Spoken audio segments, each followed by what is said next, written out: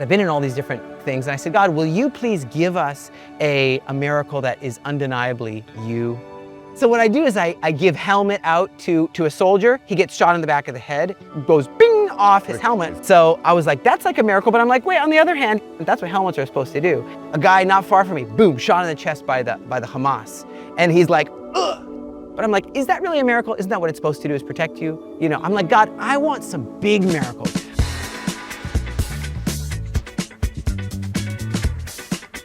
I also want to do an arm wrestling with you. You're strong. Wow. What are you laughing for? What's so funny? 3, 2, 1. Wow. Whoa. What's up, everybody? We are here with Chaim Melspin. What a pleasure. Thank you so much for being here with us. Chaim is Special Forces. How many days? Yeah, it's almost 750 consecutive days of deployment since the 7th of October, 8th of October massacre, and since then till now. Oh my gosh, you have some stories to tell us. I'm so excited to get into it. I also want to do an arm wrestling. Wow. At the end of this, we're going to see who's going to get it. Who do you think? Write in the comments below. Who's going to get it, guys? You'll get it. Let's see. We are right now currently in the Sea of Galilee, right? And you Yeah. are a Jewish believer in Yeshua. And I think that's so significant. Can you tell us, how did you get to the realization that Yeshua is the Jewish Messiah? Yeah, it was really a journey for me. Like most Jewish people, there was a hesitation at first, just feeling like almost like how Zeus, you know, and then Hercules is like the son of Zeus. And it's kind of like a foreign concept. And I remember thinking about this a lot and saying, I got to study myself, get into this. Like, Right. and so I remember I was like, I don't want to be in any kind of environment that will influence me, not with any kind of emotional music around me, with Right. any kind of influential people around me. I want to be smart. on my own. I Right. remember this. This was my one thing. I'm like, I got to be all by myself. So I remember in my bed, nobody knew about this, okay? I kept this exploration secret. It's just my personal exploration. And I'm like, God, if you're real, if Yeshua is the Messiah of Israel, I gotta know, I gotta have this revelation myself. I remember thinking, man, is this for real? You gotta show yourself. So it didn't happen just immediately. I'm up all night, okay? Starting to pray. I closed my eyes and I just said, I don't want to fall into something that will take me away from Jewishness. This was a big thing for me. I don't want to be, you know, any Jewish person doesn't want to be a traitor. Right. And you look again back in the Sanhedrin, you have people like Rabbi Joseph Caro. You have people saying like, was he a sorcerer? He went to Egypt, right, to escape Herod. Yeah. And so then the question is, did he learn sorcery there? This is what they say, is what the Sanhedrin says. Again, written here in the Galilee, the Sanhedrin ran from the temple, destruction, came here. In the Galilee. Those accounts are 300, and then you have the Babylonian Talmud 500 years after Yeshua. So I start to say, wait a second, I gotta go back again to the original source, people who were eyewitnesses, and I gotta check. So Let's again, start from the... I'm mixing the brain and the heart here. And guess what, at that moment, I'm like, it's gotta be now. I'm like, I'm getting tired. It's almost the morning sun is almost coming up. And I'm like, I need this revelation now, God. And I'll follow you forever. I'll go to my death to follow you. I'll go to the ends of the earth like they did. You know, these are all Jewish Israelis. You know, and me being a Galilean today, when I say I'm a Galilean, I really think of the Galileans, not just those who wrote the Mishnah and 2,000 years. the Talmud, Jerusalem Talmud here, but the Fishermen. Right. And I still dream to be a fisher of men, and I am, which is Jeremiah 16, verse 14 through 16. God's gonna fish and bring the Jewish people home. So there I was, and suddenly, you know what I felt? A warmth, like there's like a glowing light. Again, I closed my eyes, dark room, and I felt like, you know how you look at the sun? You look at the sun and it feels like a really warm on your eyes? Yeah. Okay, I felt that in this room by myself. Now I wish I could say I heard the voice of God, heard the voice. Yeah, I didn't hear any audible voice, but I felt this, I'll never leave you nor forsake you. I remember saying, wow, you are real. Oh wow, you're the fun and the adventure you're gonna give me now is forever. And I remember even at that moment, I remember thinking, well, don't all the goody two-shoes believers, Jewish or non-Jewish, whatever, don't they have to do their time sitting on benches? They're called pews, but they don't pay for them like we pay for them in the synagogue. They just can sit wherever they want, I guess. The point is that I thought, do I have to do time sitting in those chairs in order to be a good believer, Christian? Again, I don't know what kind of Christian world I could even associate to. What do I have to become, a Pentecostal? Do I have to become a Baptist? Do I have to be, I still don't know what I have to do. Imagine how amazing it was right there when God's showing me. I kept Passover. I had a circumcision. I had a circumcision. He had a circumcision. I know this is a weird thing to talk about, but he had a mohel. Right. So I'm like, I don't have to actually change anything Jewish, anything. I actually need to just be a better Jew. I need to be a better Jew, and I need to actually take some of these mitzvot and not throw them away, but put them right from here into here. Right.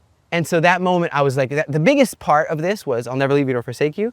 And the next part was, what I tell you is good now, and it's good tomorrow, and it's good forever. So the answer was, I don't want to be a boring pew sitter. And it's like, you think that's what I want you to be? Right. I want you to be an adventurer. Right. I want you to fight giants. I want you to fight Goliath. I want you to defend my land. I want to take you to the ends of the earth and back to be a light. Israel's called to be a light to the nations. And guess what? Who is the light to the world? Yeshua. Yes, but you know what it says in Matthew chapter 5? You're the light to the world. God through us is the light to the world. He's calling us to be a light to the world. So I was like, wow, so you're going to take me to the ends of the world and back to be a light. So I guess I'm just trying to say I was in. I was so excited. I didn't even sleep. Got up and I was like, family, you know, and they received it well though. Morning. Yeah, I was like, good morning. You're not going to believe. Yeah, I was like, I don't need coffee. My family was really excited actually.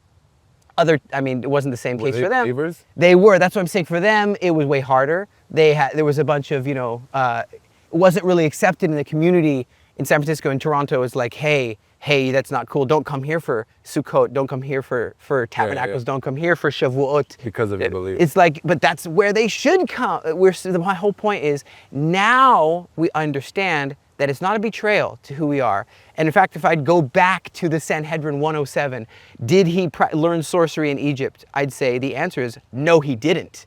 Nobody just sews into their hand the name of God that he took from the temple. He had access to the temple scrolls. And therefore, a house divided against itself cannot stand.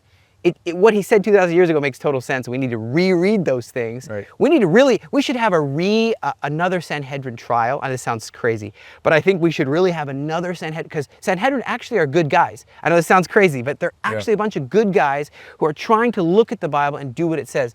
So then I say, if you're a bunch of good guys that are based on the Bible, how did this happen? You had a wacko trial. What are you, a bunch of cartel? Are you Pablo Escobar's people? Right. Is that what this is? You have a wacko trial in the middle of the night and you pay off some witnesses and you're paying off people, you're beating people up in the night with false witnesses. There needs to be a rehashing, I think, for people like me at least. Maybe Christians don't care about this. For people like me, I almost want to this would help me, to a retrial and say, listen, all this stuff wasn't done according to the right thing. And you know what? This man is innocent. This man only was helping people. He was doing midrash, and he wasn't doing wrong midrash. He was doing the right midrash because he's actually the Messiah.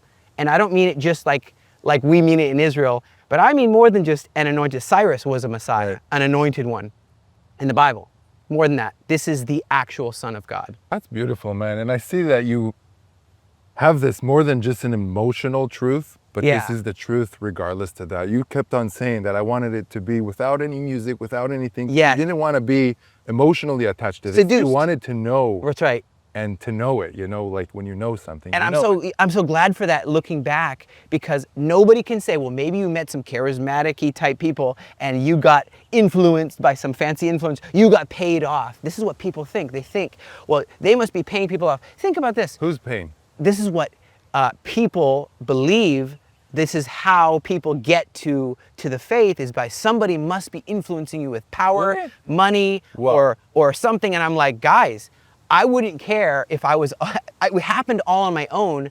I wouldn't care if I was all on my own in an island. I would still, all on my own in an island, okay, I'd build a little synagogue. It's so and hard I'd go there, to believe it, huh? And I'd keep Passover. If I was in a Hamas tunnel right now, like people, I've been in so many Hamas tunnels, by the way. I've been in so many tunnels of the Hezbollah in Lebanon. I've been in the encampment. So I've seen a lot of action. I've seen a lot of testing of trials. And my point is, even if I was in a Hamas tunnel, I would still be keeping Yom Kippur. I would still be doing any way I can, fasting. They're like, here's your tiny piece of a pita. I'm like, I don't want it. I'm fasting on Yom Kippur. Wow. You can't take that Jewishness away, and you can't take Yeshua away. I know that sounds impossible. You know what I say to people who ask me, are you Jewish? Are you Christian? I would tell them, if Hitler walked into the room and he could tell everybody in the room who is Christian, you can leave. the Jewish people have to stay. I'm going to be staying there. That's right. That's what it means for me to be Jewish. That's right. And That's right. I just wanted to tell you, this is an incredible story, and I'm so happy that you know that you know that you know. Yeah. That's an amazing. It's a foundation you stand on, where you know, because guess what? Every kind of pressure comes against you in this life, from, might be religious, from seculars, from you name it. Anything. So what even is Torah? It's the guiding principles. It's like the way of life of the kingdom. And I try to tell people, I say, people need to understand, especially when thinking of Israel, my homeland here, you know, this is a place that has a destiny to be a light to the nations. And really, God is the one who is going to protect it. You know, all Israel. It talks about all Israel has a chilek in olam haba, right? Kol Yisrael yesh lo chilek ba'olam haba. What does that mean? All of Israel will be part of the olam haba, the next world, heaven. What does that look like? A lot of people have forgotten about Israel's call and forget about that, and they don't realize that we are going to get through this war. Even though it looks like the whole world is going against us, we're going to get through it. We're going to actually succeed and thrive, and the deserts are going to bloom. And I think there's almost a look at Israel like they've suffered in the history. We've suffered. We're going to suffer again. There's going to be another big bad Holocaust or something. Whereas other people get the access to the blessings of Abraham, they're just going to be, what is it called, taken away to a nice place to relax. And I'm like, guys, you're forgetting the real destiny. The deserts are going to bloom. The Jewish people are going to be gathered here, not to die, but to prosper, to be protected. Jacob's trouble, Jeremiah 30, guess what? We're saved out of it. No one's preaching that. We're saved out of it. So my whole goal and whole desire is that people will connect with the destiny of Israel as friends, as people who love and stand with Israel unconditionally. Most people don't know what the word unconditional love means. You know what unconditional love means? It's sacrificial. It's sacrificial, and it means no conditions on your love. That's the whole thing.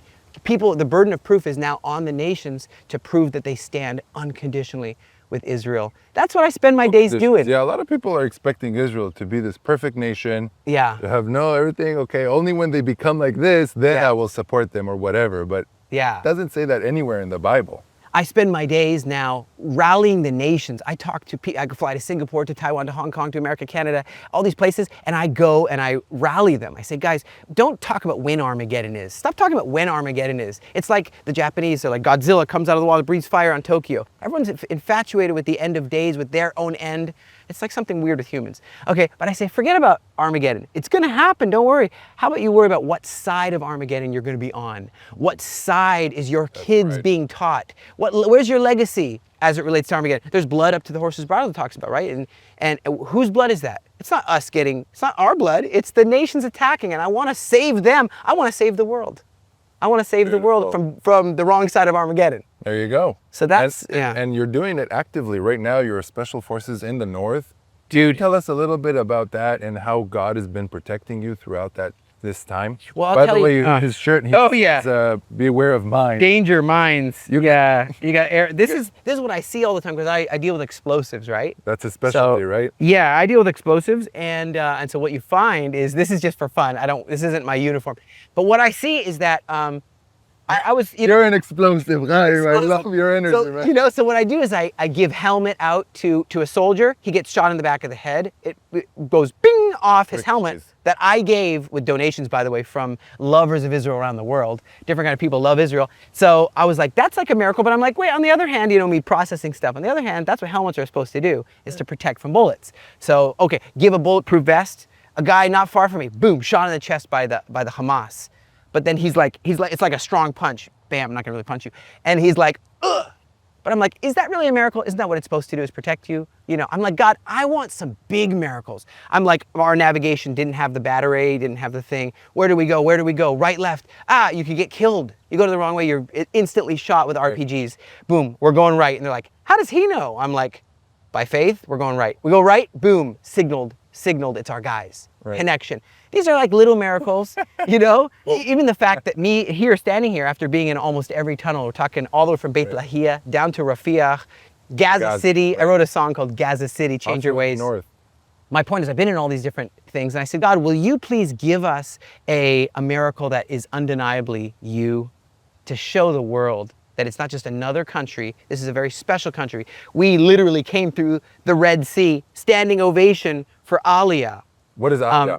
Aliyah, of course, is the great return of the Jewish people to the Promised Land. That there is a miracle. Right there, I'm a miracle that we were gathered back after 2,000 years. You know, the temple's destroyed. Where's the Babylonian Empire? You have all these people that come against Israel throughout the whole history. Where are they? Yeah. Where are the Romans? Where are you had the Hittites, the Hivites, the Moabites, the mosquito bites. Just kidding. You have all these people. But what it is God's always protected us. So I said, show the world, God, that you're protecting us. One girl, up at night, one girl. She happened to be a believer, okay? She's looking on her screen.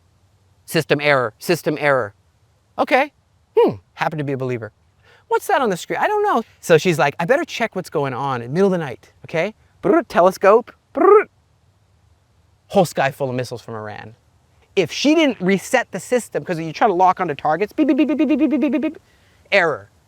She literally, one girl who was a believer up at night was able to reset the system, wake everybody up. We are being obliterated in the sky. And then suddenly you have Jordan, call up everybody, and was able, because it takes them a while till they can get to us. Intercontinental ballistic missiles, drones, cruise missiles, so on and so forth. That for me is a miracle. That is undeniably God. That is what we were saved from, not one time, not two times, 3 times. Now, of course, we did have some damage. I walked through the rubble in Beersheba. I walked in Tel Aviv, Ramat Gan, walked through the rubble in Bat Yam. I saw the destruction and Tel Aviv destruction. But the casualties. And the casualty was minimal. I saw one neighborhood all blown up, and I said to some of the guys, how many people died in this one? He's like, none. I'm like, are you kidding me? Well, some injuries, some people lost hearing, but none? God is watching over. So that for me was, I think, an answer to my prayer, a weird answer to my prayer. God, show the world that you really are watching out for Israel. And then, of course, the United States jumps in. So I just see these things as giant miracles that literally I'm a continuing miracle. I'm going back. I've been shot at by Hamas like this. As far away as that tree is, all around me. I heard the bullets going like this. It sounds like this. It sounds like. Oh my gosh. Ding, ding, ding, hitting the metal. And I'm there with a machine gun. Jam. My commander had a jam. He's like, that's what it felt like. And I'm like, you might want to do that faster. But literally, and God protected me. So I do believe that there's just God's hand on this people and on this land. He'll never leave us nor forsake us as a people. And my goal really is that the world will come and align with Israel in friendship and be those sheep nations. And with God's calling for the Jewish people. That's right. They got to align with that. That's right. Foremost. It's like the old thing. I say this all the time. I say, God has wonderful, beautiful, amazing plans for the Canadian maple tree. Where am I going with this? There's only one tree of salvation. The olive tree, like this tree. I planted this. God's got plans for salvation for the world, a dynasty. Beautiful. And what it is they got to be grafted. I know this is totally a biblical thing. I didn't make this up. It's in the Bible. But they got to learn what being grafted in means.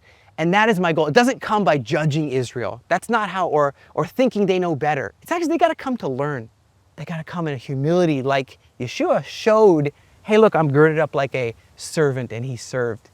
I know everyone wants to be the big leaders on the right hand and the left hand, but that's us Galileans. We're all always trying to be on the right and the left. But no, we got to come and in humility, let him lead. Well, I'll say this as I'm wrapping up. What I know beyond anything is that as hardship comes to Israel, God's using it to transform this nation. Even you see all the hostages that have been released from the tunnels. One, Omer Shem Tov, he's reading what is it, Psalms 20? And you've got Elisha, he writes this book. You've got all these hostages coming, and God has used this this whole time as a way to reach and say, even though it's horrible, even though it's, how can God exist when the Holocaust happened? How can God exist? He didn't cause those things, but even letting us making the protective dome be released for a moment of God's protection, we can learn from that. The nations can learn from that. But you know what? We can also draw close to God in this time. And that's what I'm seeing happen. Each of these is like a firebrand. Each of these hostages is like saying, I found God in that tunnel. I just was listening to Omer Shem Tov, and he's like, there it was, pitch dark, couldn't see a thing. I've been in these tunnels. Dude, it's scary. There's booby traps, poisonous gas. There's cages under there. How did these cages magically appear? You know what? They were constructed over 18 years, okay? They were constructed just to hold babies like the Bebas children, these little children. Innocent people held by death and, They were and terror. planning it for 18 years. Planning it. So when I go in these, again, it's a living Jail miracle. cells in the They're tunnel. jail bars inside these tunnels, some of them. And so my point of all this is God's going to use this, I believe, as a great redemption to bring us closer to him. How does that look? This is a place of redemption. Even the rabbis, you look through the Mishnah, it talks about from the Galilee is where the Messiah is going to come from. That says that. The work of the Messiah will be from here. Of course, born in Bethlehem, born in the city of Judah, for sure, Micah. But there's going to be, the work is going to come from here. This land, this very Sea of Galilee is life. Life for this land. It gives the water. I totally believe that this is where the redemption is going to come from and is happening, is land and people awakening. Again, the Valley of Dry Bones. You saw that the bones were coming out of the Holocaust. Where do we come to? There wasn't a Jerusalem in our hands until practically the 70s, 1967. So you had here the Galilee from 1910 is when the first kibbutz, we're in the very first kibbutz group ever. This is the bones, but there needs to be this blowing, this Joel, prophetic blowing. You look at what is a shofar? Dry bone. What do you do with a shofar? Blow. The wind, the ruach. That is what it's all about. That's why we blow our shofars. I can't agree with you more, man. It's all about God's spirit, Yeah. He chooses to Yeah. blow on somebody and they get that revelation. Yeah. They have it, Yeah. God, blow on the Galilee and on Israel. On all. In Yeshua's name, Yes. let's go. Let's do it. Wow, thank you so much. Let's get this arm wrestle going and let's see who is the winner. The Special Forces. You're an Army guy too. I am, and I'm the Air Force. Air We're gonna- Force, Air so I'm Force. Combat Engineering Corps, Combat- elite unit for special mission. Let's do it. Yeah, let's do it. Woo! Do it. Who's gonna win? If I win, you subscribe to us. 3, 2, 1. Yes! Easiest job of my life. I've never had such a good time. Look, you actually broke the table here. It's funny. Look at that. You snapped it. Oh my gosh. This is not so easy. But you're going down, guys. Just let go, man. You just gotta Check out the table here. Check out the crack at the table. That's cool. Oh, he's so strong. I don't understand. Not that strong, bro. Check out the crack in the table here. Check out here. Ah. Check out. Wow. Whoa. You've been practicing, bro. If you like this type of content, don't forget to go like, share, and comment. And subscribe. And make sure you go follow ChaimMelspin.com. I'mMelspin.com website. Check it out. Below. And come volunteer. Come check us out. Come check us out. Come. You have a place, right? Got a lot of Wanna places come? to volunteer. What I call it is stay, pray, learn, serve. People from around the world come be trained as ambassadors for Israel, and they learn about Israel's past, present, and prophetic future. So that's why it's stay, pray, learn, and serve. Volunteer. We need these people in this time And I to think come it here. sums it up by the wind blowing into this. That's right. Be part of that wind There you go. blowing through the dry bones. Hey man, I'm so glad you came. Oh, this is fun, man. I couldn't have it any better than this, man. We'll see you guys next time. Keep up the good work.